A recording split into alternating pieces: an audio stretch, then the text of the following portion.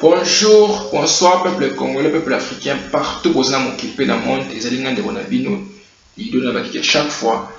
Dans la chaîne de YouTube, Liba TV, pour la conscience de congolais africain, partout où vous avez occupé dans le monde, parce que tout comme étant africain, congolais, à la moukaras, conscience, ya maele ya bomoto. Parce que ça m'a rappelé parce que la congolais africain, azana nyon sur la mabele, mais azo pour développer. Parce que mutu mingi africain okanisa pasi na souffrance na bato ba aussi sangiza ba mindele européen nzoka ndi bato tovanda ba boko na bango aba mindele européen bato mabe ba assassin ba criminel bato bazo ko financer ba guerre na mokili pe na monde pour ko profiter na ba richesse ya bato. Ça veut dire que mundele na mabele na ye azali pauvre azali lokoti na mabele na ye grâce ya Afrique grâce ya pillage ok ni ko ça en Afrique. Quand en Afrique, tu es partout, la richesse à bateaux amis, pour financer la guerre, pour créer un conflit, pour profiter de la mémoire à Batouana. Ça veut dire que comme l'Afrique, il faut former la conscience, il y a maïla bomoto. Les autres méthodes que les Camerounais, aux États Gambo, qu'on a c'est que nous sa conscience, c'est Congolais, nous sommes Africains, nous sommes au Bakansaranké, Bamidele, Européens, Bambo, Tovandi, Bazali, Barish, Bamidele, Babatomoko, Bazan Bomengo, Mabeli, Nabango, non.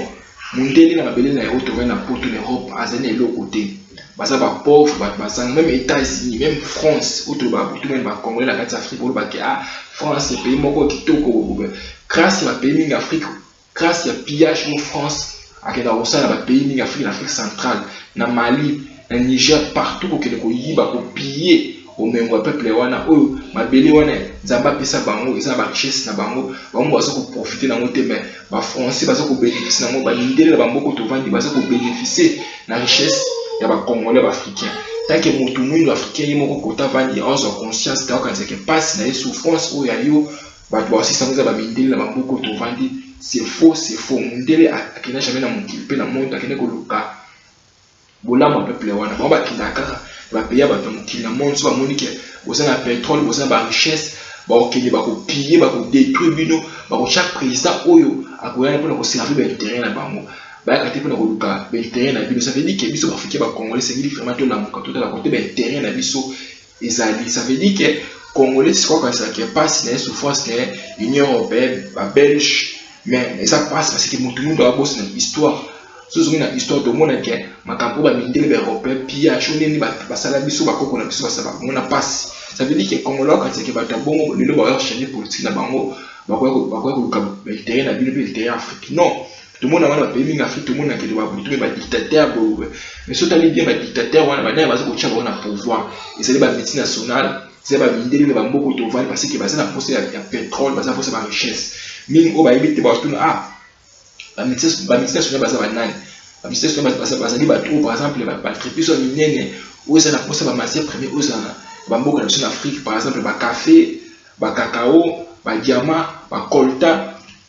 Ça veut dire que la ministère de la ba traiter sur la mine ou basa pour sa matière parce que pour na bango basa ba biloko ou basa na pour ça c'est ma téléphone par exemple. Ça veut dire que comme l'Afrique tant on a mukateur en conscience té aba tout na aba que passe ou basa na souffrance ou basa na Congo et c'est où ba dirigeant na et c'est où ta ba et pas ba tout basa ko kamba en Afrique bien sûr basa ko diriger sur la race africaine basa ba malhonnête oyo ba mindele européen bazo ko imposer biso parce que ba pour na travailler pour na terrain ya ba mindele pour na terrain ya ba mission nationale ba pour na travailler pour le terrain na bino. Ça veut dire que Congolais africain partout avant il faut avoir conscience ya maïla bomoto ba mindele ba batimo ko mabe ba sase mo kilo mo bébé pour na bango ba ok na ba payer ba bazo ko financer ba rébellion bazo ko financer makambo mabe bazo ko piller bo menga ba oza ya ba mutu ba mundela za bongo ce que vous avez peut-être pas la bino alors ça la ligne c'est pour la piller bino bon même moi les comme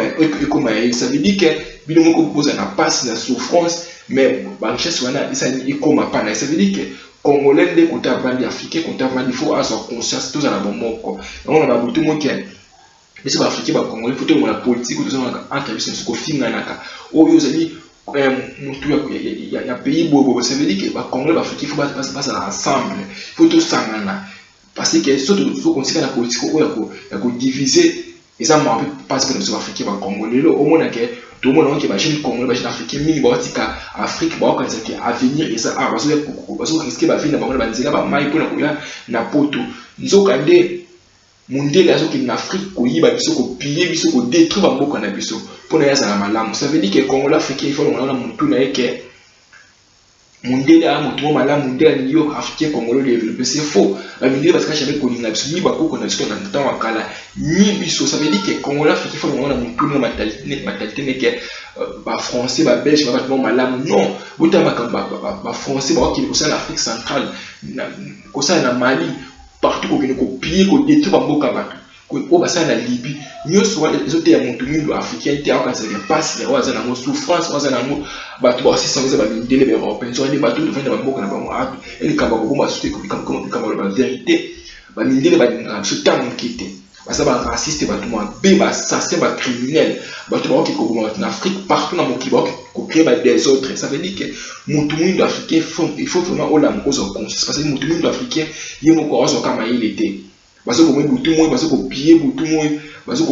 ko financer ba révéler le côté ko ba moi parce que créer mais mutu mundu africain ozo ka conscience parce que passe na souffrance na ba tout ba si ça ba midi les européens so ngadi ba bazo ko na ko piller pour na ko luka ben intérêt na pour na ko bonsa mboko na ba na poto to vendre pour na passer na social malamu pour la beaucoup de développer faut pas que ko yiba na payer ba tout parce que ça le côté mabele ya pamba on